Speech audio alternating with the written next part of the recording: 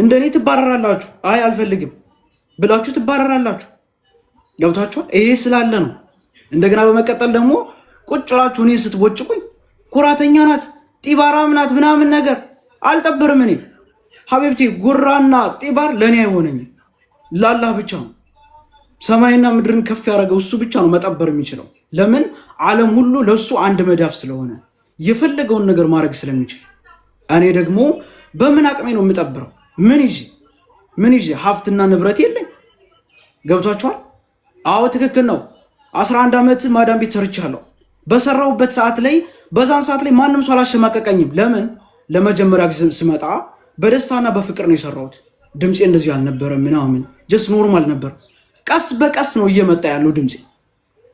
ከዛም በኋላ እነሱ ስለሚያውቁኝ ማንነቴን ስለሚያውቁ ምናምን ድምፅሽ ለምን ተቀየረ ምናምን ብለው እንኳን ጠይቀውኝ ያውቁ። ሰራው በቃ አላህ አላለውም ወጣሁ። ከዛም ከወጣሁኝ በኋላ ቀጥታ ማዳም ቤት ስገባ በሶስተኛው ቀን ወጣለሁ። ብዙ ነገር ተፈጠረ፣ ብዙ ችግር ተፈጠረ። ይሄ ከማን ነው? ከኔ አይደለም ከአላህ ነው። አላህ እኮ እናንተን አሁን ላይ ቁጭ እንዳላችሁ እኮ ሀብታም ላርግ ካለ እኮ ያረጋችኋል። እንዲሁም ደግሞ እናንተ ያላችሁን ሀብት እኮ አላህ ደግሞ እኮ ሊያወርደውም ሊወስድባችሁም ይችላል። ይሄ ከአላህ ነው ከኔ አይደለም። እኔማ እኮ በጣም ደካማ ነኝ። እኔ ደግሞ ጀስት እናንተ ኢትዮጵያዊ ስለሆናችሁ ማንኛውም ሰው እያገዛችሁ አይደል? አሁን ለምሳሌ አንድ ሰው መኪና ሊገዛ ሲፈልግ ገንዘብ ሲጎለው ችግር የለውም እኛ እናሰባስብለታለን። በር ምናምን ከጎደለው እኛ እንሞላለታለን ምናምን ብላችሁ በጊፍትም በገንዘብ እያገዛችሁ አይደል? እኔም ደግሞ ያንን ስላየው እኔም ደግሞ ከዚህ በፊት ብዙ የተቸገሩትን ሰዎች ድምፅ ስሆን ሳገዝ ቁጭ ብዬ ሌሊቱን በሙሉ ማዳም ቤት እየሰራው ራሱ እንቅልፌን ትቼ ነበር። ሌሊት ቁጭ ብዬ ታብታብና ኮፕሊንክ አርጉ፣ መርዳት የምትፈልጉ ካላችሁ ኑና ገቡና እርዱ እያልኩ እንኩላሊታቸው ፌል ያደረገ በሙሉ ቁጭ ብዬ ብር ሳሰባስብ ነበር። በዛን ሰዓት ላይ ግን እኔ ጥሩ ነገር ሰርቻለሁ ብዬ ለእናንተ እያወሩ አይደለም፣ ምክንያት እንዲሆናችሁ። ለማንም አሽቃባጭ እኮ ይታገዛል አይደል እንዴ? እኔ ደግሞ የማዳም ቤት ነው ሰራይ ነበር። የማዳም ቅመም ነኝ። ሁሉም ሰው ያቀኛል። እዚህ በፊት እኮ ማንም ሰው ስራገጥና ስሳደብ ማንም ሰው ሰምቶኝ አያውቅም። ጥሩ ነገር ነው ስሰራይ ነበረ እና ስለዚህ እንዴት ነው ታዲያ እንደዚህ ልነገር እንትን የምለው የምችለው? በምን ምክንያት ምን አርጌ? አልበደልኩ፣ አላስቀየምኩ፣ ሰውን መጥፎ ነገር አልተናገርኩ። ትናንትና ቤቤ እርግጥ አርጋ ሰደበችኝ፣ አስቀየመችኝ። ከዛም አልፎ ደግሞ ሌሎች ሪከርደሮችም ነበሩ ከላይ ሆኑ ሲሳደቡ የነበረ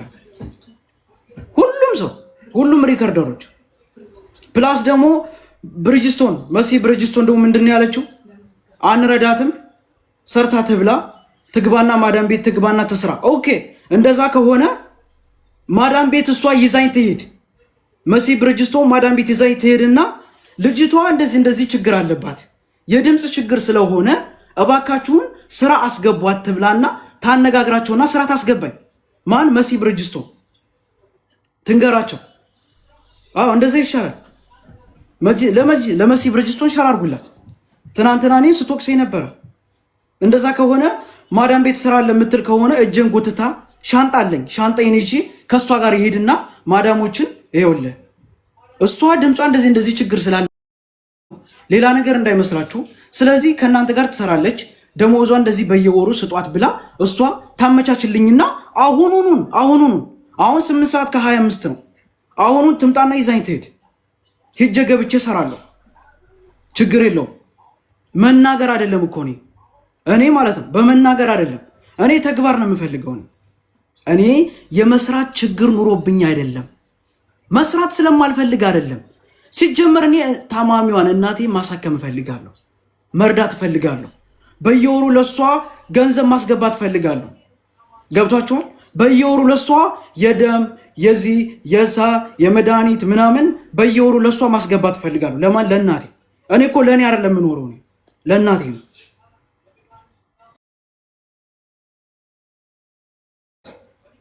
እሷ ያለችው ምንድነው?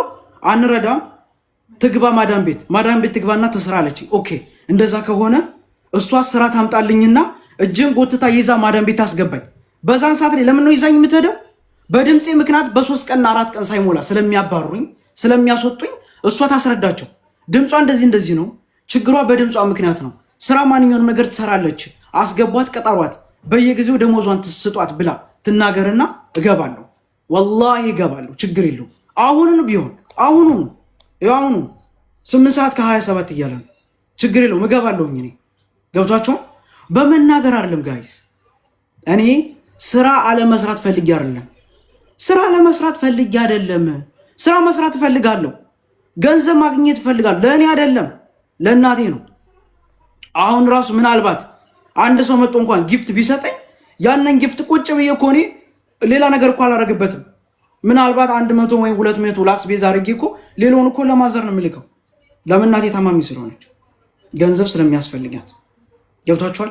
እናንተ እንዳሰባችሁት አይደለም። ገብቷችኋል? እንደገና ደግሞ እኔ የት ነው የምሰራው? የት እየሰራለሁ? ማዳም ቤት ግሩፕ አለ፣ የዋትሳፕ ግሩፕ ሪከርድ ይለቀቃል። ስራ አለ አለኤን ሊሆን ይችላል፣ የሆነ ዋቴቨር ሊሆን ይችላል። የማራቱ ስራ አለ ተባለ፣ በውስጥ ገብቻ አወራው። ሀበሾች ጋር ልግባባ እችላለሁ። ለምሳሌ ድምፄ እንደሰሙት ኦኬ ሀቢባ ናት እንደ ምናምን ብሎ ሊረዱኝ ይችላሉ። በዛን ሰዓት የማዳምን ቁጥር ሰጡኝ። የማዳምን ቁጥር ሰጠውኝ፣ ሎኬሽን ልከውልኝ። ለማዳም ደውይላትና ከእሷ ጋር ተነጋገሪ ተባልኩኝ። ደውዬላት ሄሎ ማነህ አንተ? ኧረ እኔ የምፈልገው ሴት ነው አንተን አልፈልግህም አለች። ለምን? ስለማታቀኝ በድምፄ ግራ ስለተጋባች። ጭራሽ አሁን በአካል አይታኝ ደግሞ እንዴት ነው የምትቀጥረኝ? እሷ የምታስበው ምንድን ነው? እኔ እያወዛገብኳት እኔ ሌላ ችግር ለመፍጠር ምናምን እንደዛ ነው የምታስበኝ። ለዛ እኮ እናንተ አልተረዳችሁኝም። የእኔ ችግርና የእኔ ህመም አልገባችሁም። የእኔ ችግር ገና አልገባችሁም። ስላልገባችሁ እኮ ምንም አልተረዳችሁኝም። እኔ የመስራት ፍላጎት አለኝ። እኔ ከሰው ልመና መውጣት እፈልጋለሁ። የማንም ጥገኛ መሆን አልፈልግም። ማንም ሰው እየመጣ እንዲረግጠኝና እንዲሰርብኝ አልፈልግም። ማንም ሰው መጥቶ የራሱን ሐሳብና የራሱን አስተያየትና ምክር እንዲሰጠኝ አልፈልግም። እኔ መለወጥ እፈልጋለሁ። ገንዘብ ማግኘት እፈልጋለሁ። የራሴ የሆነ ነገር እንዲኖረኝ እፈልጋለሁ። ሰርቼ መለወጥ እፈልጋለሁ። አንደኛ እንደምታዩት ነው፣ በድምጽ ያሸማቀቁኛል። አንዴ ሴት ናት ይላሉ፣ አንዴ ደግሞ ወንድ ናት ይላሉ፣ አንዴ ደግሞ ሴትም ወንድም ናት ይላሉ፣ አንዴም ደግሞ ጾታዋን አስቀይራ ነው ይላሉ፣ አንዴ ደግሞ እንደዚህ ችግር አለባት ይላሉ። አላያችሁም እኮ ማንነቴን። ገና እኮ አልተረዳችሁኝም። አላያችሁኝም እኮ ገና እኮ እናንተ አልወለዳችሁም እኮ ገና እኮ አልከበዳችሁም። ስትወልዱ እኮ እናንተ ሜቢ እግሩ የተቆመጠ እጅ የሌለው አይኑ ማያይ አፍንጫ የሌለው መስማት የማይችል ዋቴቨር ልታገኙ እኮ ትችላላችሁ። ይሄ እኮ ከኔ ችግር አይደለም እኮ፣ ይሄ እኮ ከፈጣሪ እኮ ነው። እኔ እኮ ምንም ያመጣሁት ነገር የለም፣ በእኔ አይደለም። እኔ ምንም ያራኩት ነገር የለም። ይሄ ካላህ ነው። እኔ ምን ላድርግ ታዲያሽ? ሰርተሽ ተለወጪ። እውቀት አለሽ አይደል? አዎ አልሐምዱሊላህ እውቀት አለኝ። ብዙ እውቀት ተምሬያለሁ። አዎ በተለይ ደግሞ ከማዳም ብዙ እውቀቶችን ሸምቻለሁ። ብዙ ችግሮችን ተምሬያለሁ። ለምን? ምን አይነት ችግር እንደተማርኩኝ እኔ ነኝ የማውቀው። ምን አይነት ችግር ውስጥ እንደገባሁ እኔ ነኝ የማውቀው። ሰው እኔን የሚያስበኝ ምንድነው? የሥራ ፍላጎት የላትም። እሷ የምትፈልገው ቁጭ ብላ መብላትና መጠጣት ነው። እሷ የምትፈልገው የሰው እጅ ማየት ነው። እሷ የምትፈልገው ሰው እንዲሰጣት ነው። እሷ ለፍታና ደክማና በጉልበቷ መስራት አትፈልግም። ላ ወላህ ሙስተሒል። እንዴት ብሎ ኬፍ ያኔ ኬፍ ቢኩም አና ገቢ ያኔ አና ገቢ አና قاعد عندكم بس انا اقول له اعطوني فلوس انا ما بعندكم لا ما قلت እኔ እንደዛ አላልኩም። እኔ መስራትና መለወጥ እፈልጋለሁ። ለራሴ የሆነ ነገር እንዲኖረኝ እፈልጋለሁ። እንዴት ብዬ ልለወጥ? እንዴት ብዬ ልስራ? እያያችሁ ነው። ቪዲዮ በሰራው ቁጥር እየገቡ ሴት ናት ወንድ ናት፣ ጾታዋ ወንድ ነው፣ እየቀለደ ነው፣ እየዋሸ ነው፣ ቀይሮ ነው የመጣው፣ ደብቆነ ነው፣ ሴት አይደለም ወንድ ነው፣ እየሸወደነ ነው ምናምን። ኦኬ ካላ ታገኙታላችሁ፣ ትወልዳላችሁ። እናንተ ገና ትከብዳላችሁ። ጠብቁ፣ እናንተ ጠብቁ። ለአላህ የነገርኩትን ለእናንተ ይሆንባችኋል። ጊዜያችሁን ጠብቁ። ወላሂ ጊዜያችሁን ጠብቁ። እኔ እንደዛ ብላችሁ ላሰማቀቃችሁኝ ጊዜያችሁን ጠብቁ። ካላህ ታገኙታላችሁ። እንደገና ደግሞ ቪዲዮ ስሰራ ትናንትና አርቦኛል አልኩኝ። አዎ አርቦኝ ነበረ፣ ገንዘብ ስለሌለኝ። ለምን ስራ መስራት አልቻልኩማ? አንድ ቀን ማዳም ቤት በግሩፕ ተለቆ ስራ ስገባ በሁለተኛው ቀን ተመለስኩኝ፣ መስራት ስላልቻልኩኝ። አንፈልግም አሉኝ። በምን? በድምጼ ምክንያት፣ በድምጼ ምክንያት። ድምጼ ችግር ስለፈጠረ ሰው ሊረዳኝ አልቻለማ። ሰው የሚያስበው ጀነትና ጀሃነም በእነሱ እጅ፣ እነሱ እንደፈለጉ ጀነት ሊያስገቡ፣ እነሱ እንደፈለጉ ገሃነም ሊያስገቡ። ሁሉ ነገር በእናንተ ነው የሚመስላችሁ። እናንተው የምታስቡት ምንድነው? ሀቢባን እኮ ኮሜንት ላይ ሴት ናት ወንድ ናት ወይም ደግሞ ማትረባች ቆሻሻ፣ እቺ ልክስክስ፣ እቺ ጌይ፣ እቺ ሉጢ፣ እቺ ምናምን እያላችሁ ስትሳደቡ ነበር። ኮሜንቱን እኮ አያለሁኝ እኔ። ለአላህ ሰጥቼው ነው፣ ለአላህ ሰጥቼው መናገር ስለማልፈልግ ሁሉም ነገር ለአላህ ነው የምሰጠው እኔ። ታውቃላችሁ፣ ቪዲዮ እንኳን ስሰራ እናቴ ቁጭ ብላ ኮሜንት አነባለች። በዛን ሰዓት ምንድነው የምትለው እናቴ? እንዲሁም እናቴን ሸር ላደርግላት እራሱ ይችላል። ምንድነው የምትለው እናቴ? ጌታዬዋ እሷን የሚሰርቧትን በሙሉ እጀ ቆማጣና ሌላም ነገር ያርጋቸውን የምትለው። እኔ ደግሞ ኖ አይቻልም፣ አንቺ ዝም ብለሽ ለእኔ ዱዓ አድርጊልኝ፣ ክፉ ነገር እንዳትናገሪ ነው የሚላት። ገብቷችኋል አይደል? ይሄ ሁሉ ችግር አለ። እናንተ እኔን ሰብአዊ መብቴን ስትነኩ፣ ስትሳደቡና ስታሸማቁኝ፣ እኔ ግን ብዙ ነገር አልተናገርኩም። ሁሉን ነገር ለአላህ ነው የሰጠሁት። ለምን? አላህ አዋቂ ነው እኮ። አላህ እኮ ሁሉን አዋቂ እኮ ነው።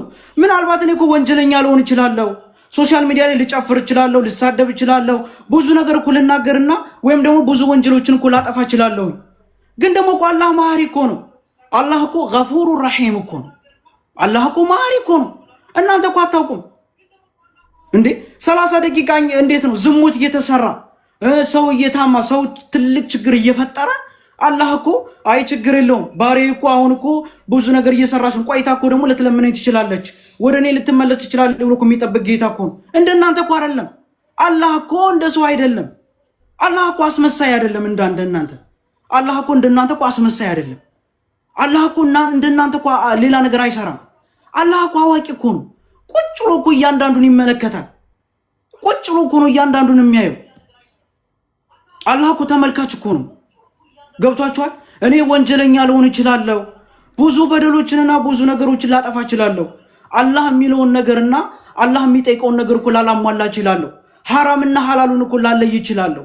ግን ደግሞ እናንተ እንደምታስቡት አይደለም። ሁሉም ነገር ካላህ ነው። እኔ ምንም ያጠፋው ጥፋት የለም። ደርሳችሁ እናንተ ስራ አትፈልግም፣ መስራት አትፈልግም። መስራት እፈልጋለሁ። እናቴን ማሳከም እፈልጋለሁ። እናቴን ደስተኛ ማድረግ እፈልጋለሁ። እናቴ ሌሊትና ጧትም ማታም እያለቀሰች ነው ያለችው። ምክንያቱም በእኔ ችግር፣ በእኔ ባለሁበት ነገር፣ እናንተ በምትናገሩትና እናንተ በምታስቀይሙኝ ኮሜንት፣ እናንተ በምትሰድቡኝ ኮሜንት እናቴ ቁጭ ብላ ሌሊትም ቀንም እያለቀሰች ነው ያለችው። አላህ የሥራቸውን ይስጣቸው እያለች፣ እኔ ደግሞ ኧረ ተይ እያልኩ እናቴን ሞቅስ እኔ ነኝ፣ ማንም አይደለም። እኔ ስራ መስራት ፈልጌ አይደለም። ስራ መስራት ፈልጋለሁ፣ መለወጥ ፈልጋለሁ፣ የራሴ የሆነ ነገር እንዲኖረኝ ፈልጋለሁ፣ ራሴ ማስተዳደር ፈልጋለሁ። ገባችሁ? ስለዚህ